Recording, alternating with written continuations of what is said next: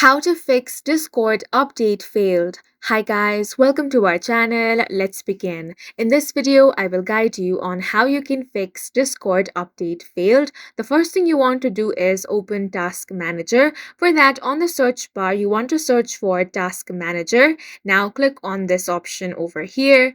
Once Task Manager has been opened, find Discord, right click on it and click on End Task. After that, you want to update Discord and check. Now, if that doesn't fixes your problem, next thing you want to do is on the search bar, search for run. Now over here, you want to type percentage local app data percentage and press enter.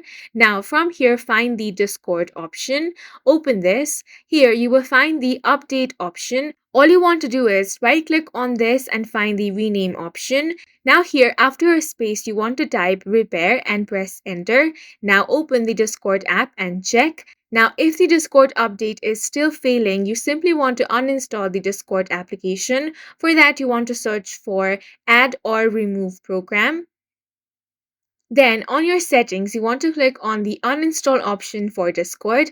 Once it has been uninstalled, you again want to download and install this. And that should fix your problem. And that's it for this video. If you found it helpful, please make sure to hit the like button and subscribe for more videos like this.